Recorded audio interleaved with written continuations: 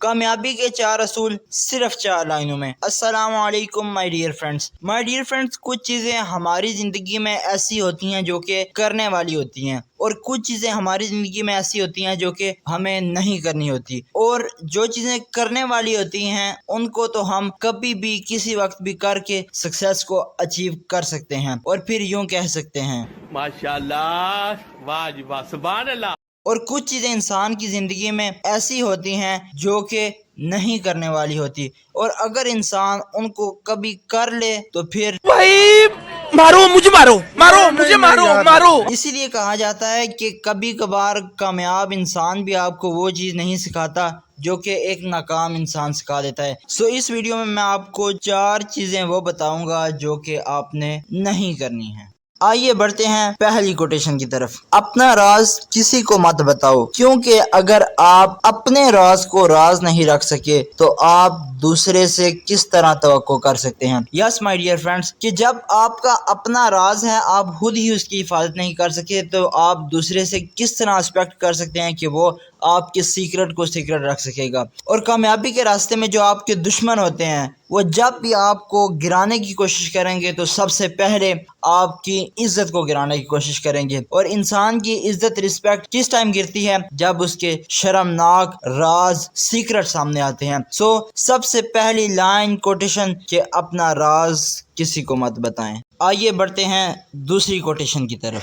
انسان کو اپنی حد میں رہنا چاہیے۔ خون اگر جسم کے اندر رہے تو ٹھیک، اور اگر جسم سے باہر نکل آئے تو ناقابل برداشت ہوتا ہے۔ یس مائی ڈیئر فرینڈس، خون اگر جسم کے اندر ہو تو ٹھیک، اور اگر جسم سے باہر نکل آئے تو پھر انسان کا وضو ٹوٹ جاتا ہے، انسان کا جسم ناپاک ہو جاتا ہے۔ یہ آپ کو لاجک سمجھا رہا ہوں کہ انسان کو ہمیشہ اپنی لمٹ میں رہنا چاہیے۔ یہ میٹر نہیں کرتا کہ آپ ٹیچر ہیں، بزنس مین ہیں، یا کسی اور جاب سے تعلق رکھتے ہیں۔ اگر آپ ٹیچر ہیں تو آپ کو اپنے اسٹوڈنٹس کے ساتھ کبھی بھی فری نہیں ہونا، بزنس مین ہے تو آپ کو اپنے امپلائیز کے ساتھ کبھی بھی فری نہیں ہونا۔ فری ہونے سے مراد یہ ہے کہ اس درجے تک ان سے مذاق کرنا کہ جس سے آپ کی رسپیکٹ میں فرق آئے، وہ آپ کو ایزی لیں، تو اس لیے کبھی بھی فری نہیں ہونا ہے۔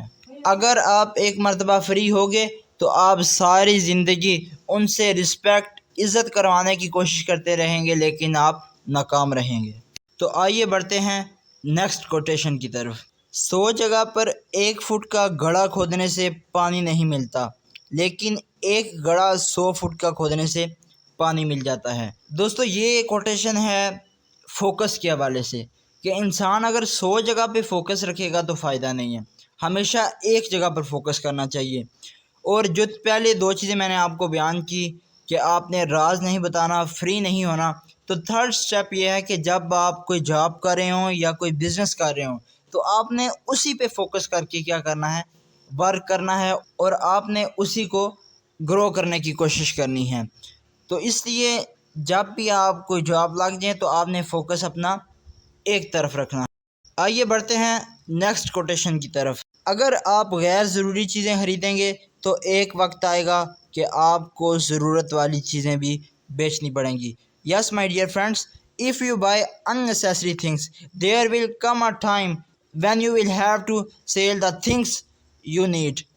It's mean friends کہ انسان کا جب بزنس گرو کر جاتا ہے یا وہ سکسیس کو اچیو کر لیتا ہے تو اس کے بعد جو مین چیز ہوتی ہے کہ اس سکسیس کو برقرار کس طرح رکھنا ہے، کیونکہ سکسیس اچیو کرنا، کامیابی حاصل کرنا بھی بڑی بات ہوتی ہے، لیکن اس سے بڑی بات ہوتی ہے کہ اس کو قائم برقرار کس طرح رکھا جائے۔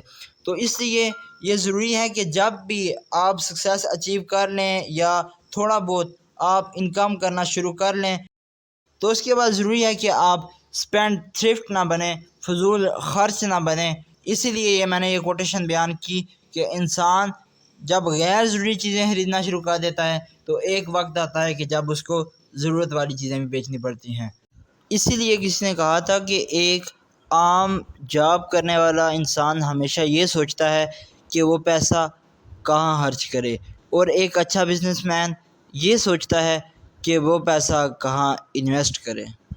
پھر ملاقات ہوتی ہے نیکسٹ ویڈیو میں، تب تک کے لیے السلام علیکم۔